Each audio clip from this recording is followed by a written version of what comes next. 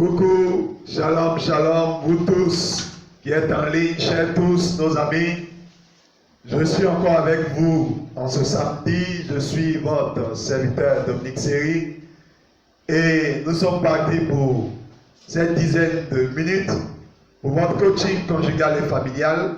C'est un plaisir pour moi de vous retrouver et j'espère aussi que vous êtes dans la joie de me retrouver chez vous. Je prie que là où vous me recevez, vous recevez les bénédictions de l'Éternel dans vos familles, dans vos foyers.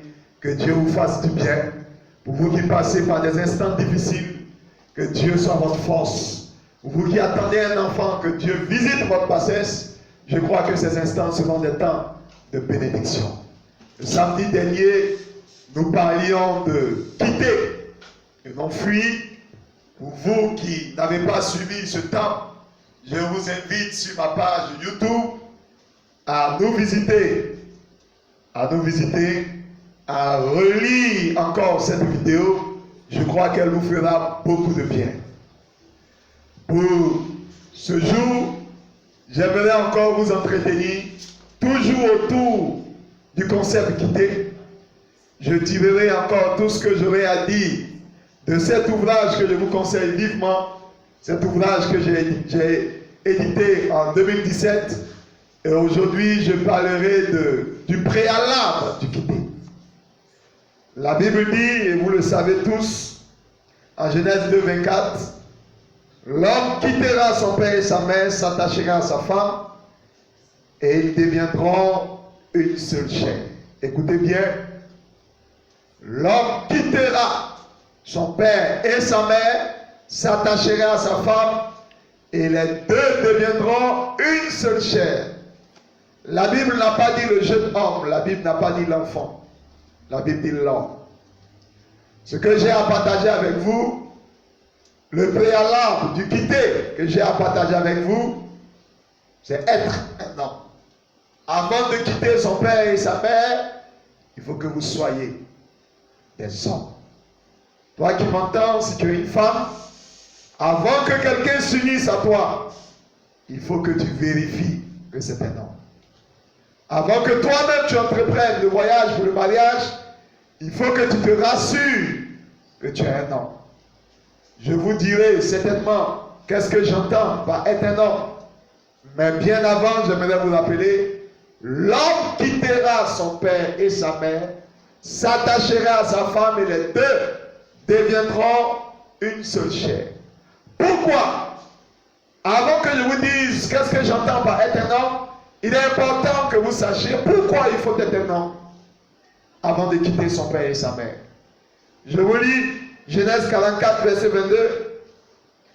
La Bible dit, l'enfant ne peut pas quitter son père. S'il le quitte, son père mourra. Écoutez, frères et sœurs, vous qui êtes en ligne, vous qui nous suivez, si vous n'êtes pas un homme, vous ne pouvez pas quitter votre père. Si vous n'êtes pas un homme, vous ne pouvez pas quitter votre mère. C'est pourquoi vous voyez, les enfants sont toujours dans les jupons de leur mère. Les enfants sont toujours dans les jambes de leur père. Pourquoi? Parce que l'enfant ne peut pas prendre son indépendance. L'enfant dépend de ses parents. Si vous mariez un enfant, il va dépendre de ses parents pour prendre des conseils pour la gestion de son foyer. Si vous mariez un enfant, les enfants dépendent matériellement et financièrement de leurs parents. Il va dépendre de ses parents pour s'alimenter pour son couple. Si vous êtes un enfant, vous ne pouvez pas prendre une maison, vous ne pouvez pas quitter le domicile familial parce que vous n'avez pas de ressources. Je vais vous rappeler, l'homme quittera son père et sa mère. L'enfant ne peut pas quitter son père et sa mère. Qu'est-ce que j'entends par enfant? Ce n'est pas celui qui est entre 0 et 2 ans ou celui qui n'est pas adulte. Non, ce n'est pas celui que j'appelle enfant. L'enfant dont je vais parler ici peut avoir 40 ans. L'enfant peut avoir 50 ans. L'enfant même peut avoir 25 ans. Pourquoi? Parce que la Bible dit en 1 Corinthiens 13 à partir du verset 1. Il dit, lorsque j'étais enfant, je parlais comme un enfant. Je pensais comme un enfant. Je raisonnais comme un enfant. Mais une fois devenu adulte, j'ai abandonné tout ce qui était de l'enfant. Ce qui fait un enfant, c'est sa manière de raisonner. Ce qui fait un enfant, c'est sa manière de penser. Ce qui fait un enfant, c'est sa manière de réfléchir. Vous pouvez avoir 40 ans et être un enfant dans votre manière de penser. Vous pouvez avoir 50 ans et être un enfant dans votre manière de raisonner.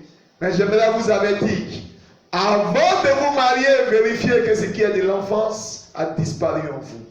Avant d'accepter quelqu'un en mariage, toi ma soeur qui m'écoute, vérifie que ce qui est de l'enfant a disparu dans la vie de celui qui attend de toi. C'est celui de qui tu attends le mariage. J'aimerais vous dire, frères et sœurs, vous qui m'écoutez, que le mariage est une réalité vivante qui commence avec un homme et non avec un enfant. Le mariage n'est pas un jeu d'enfant, le mariage n'est pas une classe de maternelle. Le mariage n'est pas un endroit où on ne fait qu'entendre les pleurs d'un enfant, où on ne fait qu'entendre le caractère génial ou le caractère revendicateur d'un enfant. Non, c'est loin de cela. Jésus a dit, et la parole est claire, l'homme quittera son père et sa mère, pas l'enfant. J'aimerais vous dire, pour vous qui m'écoutez, le mariage commence par la maturité. Le mariage commence par la responsabilité. Je vous souhaite de vous marier mieux. Je vous souhaite de vous marier responsable et mature. On ne s'attache pas non plus à une jeune fille, on s'attache à une femme. Si vous êtes une femme que vous m'entendez, c'est un homme qui quitte son père et sa mère pour s'attacher à une femme. Ce n'est pas un jeune homme pour une jeune fille.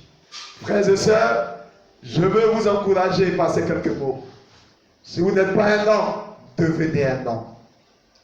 Si vous êtes une femme, que vous êtes abordé par des enfants, attendez d'avoir en face de vous des hommes. Je vais terminer en vous conseillant cet ouvrage.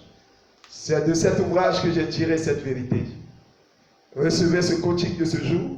Pour les fois prochaines, nous poursuivrons sur le concept de ne pas quitter, mais on va poursuivre sur le concept de s'attacher.